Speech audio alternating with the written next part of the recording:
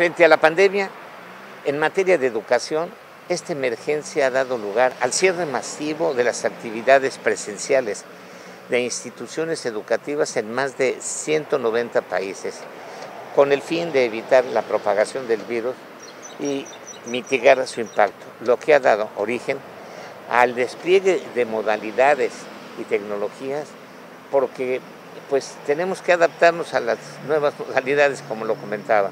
Vamos a seguir escuchando a los expertos en educación.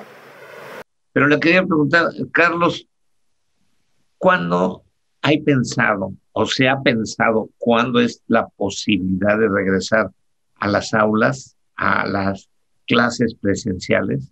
Hemos preparado un plan de regreso seguro, un plan estatal de regreso seguro. Por eso te comento que al regresar, estando en semáforo verde, tendría que ser de manera mixta o escalonada. Es decir, no regresarían nuestros chicos ni del nivel preescolar, primaria, secundaria, media superior y superior, con el número de alumnos como convencionalmente así. Okay. Es decir, así rapidito, para preescolar estarían regresando 10 chicos, para los grados de primaria bajos, de primero, segundo y tercero, 10 chicos, cuarto, quinto, sexto y secundaria, 12 chicos, y ya de nivel medio superior y superior entre 14 y 15 alumnos. Eso serían conservando la sana distancia, obviamente con un sistema sanitario de protocolos bien establecidos de entrada, de filtros que van a comenzar desde la casa, toma de temperatura, etcétera, etcétera, la entrada de la escuela, la misma entrada al salón de clases y obviamente tendrían que ser 1 o 2 días a la semana. Las clases a distancia seguirían vigentes en tanto no haya una vacuna ya aplicada con las garantías que esté y que todo regresara a la normalidad que conocemos y que antes se venía aplicando. O sea, semáforo verde y serían escalonadas y con mucha medida y siguiendo los protocolos. Es correcto, esto ocurriría en todos los niveles que se dan.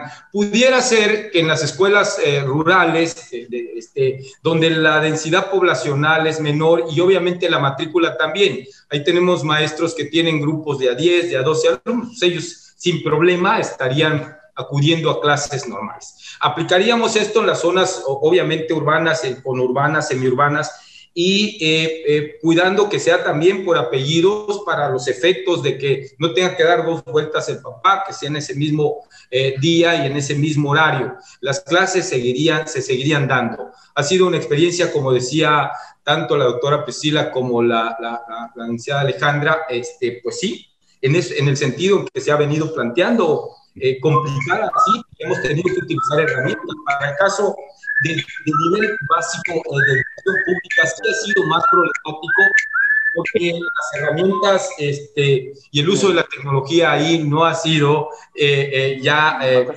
como algo de tendencia, algo que ya se tuviera en adelanto, un tema que no se había dado, en donde todos tuvimos que aprender, en donde los mamitas y los papitos, ya que Sergio seguramente va a hablar de ello, pues han tenido que asumir un rol y hoy por hoy se ha tenido que refuncionalizar pues esto, la presencia y el actuar docente. Y sí, yo también señalaría, puntualizaría el tema que hoy estamos viendo y el que tenemos que seguir bregando, tanto escuelas públicas como particulares, en las distintas modalidades y niveles, que es la situación socioemocional. Hoy por hoy sí hay esquemas que nos están obligando a que trabajemos en una línea transversal de manera invariable el tema socioemocional como un tema de rescate a esto, de equilibrio a esto, de atenuar esta situación para la cual nadie estaba preparado y que sin lugar a dudas, pues sí, ha generado impactos de diferente índole como aquí se ha planteado. Todos en diferentes escalas y grados. Como padres de familia, ustedes como educados en las escuelas, no ha sido fácil. Tenemos que ser solidarios en todo lo que estamos haciendo, pero los padres, ¿qué es lo que te dicen a ti? ¿Qué dice la Asociación de Padres de Familia, Sergio? Pues la asociación dice lo que los mismos padres le transmiten. Desafortunadamente no estábamos preparados en el mundo, no existe un manual de cómo atender y colaborar en este aspecto. Hemos aprendido conforme la marcha, pero hemos aprendido también de las experiencias. Los padres de familia han revalorado la labor docente, ¿sí? A pesar de todo esto, nosotros reconocemos la labor docente. ¿Por qué? Porque muchos padres han tenido dificultades para transmitir sus conocimientos. Yo mismo no estoy capacitado docentemente, yo estudié leyes, pero al transmitirles en casa a mi hija de preescolar, a mi hija de secundaria, los conocimientos, no tenemos esa capacidad y eso nos ha llevado. Pero también no podemos dejar a un lado la situación económica y emocional. El padre de familia, antes de esta pandemia, llevábamos a nuestros hijos a la escuela a las 7, 8 de la mañana y regresábamos por ellos a la 1, 2 de la tarde, íbamos a trabajar y tenemos una vida como la conocíamos normalmente. Hoy no. Hoy estamos trabajando en casa, solo tenemos, si bien en muchos hogares, un equipo de cómputo, el cual, por ejemplo, en mi caso, y lo mencionaba una maestra, es que tenemos un equipo en casa de cómputo, pero tengo una hija en la universidad que necesita el equipo. Tengo una hija en secundaria que necesita el equipo y adicionalmente a eso nosotros para trabajar en la casa lo necesitamos. Entonces ha creado conflictos. Esos mismos conflictos de atender a quién atiendo primero, a quién acompaño a la escuela virtual, a la de secundaria, a la preescolar, ¿no? Entonces todo eso ha creado un problema social interno en casa que ha llevado con el tiempo al estallido. Y eso, en los mejores casos, ha habido violencia familiar, pero en los mejores casos donde tenemos un equipo de cómputo.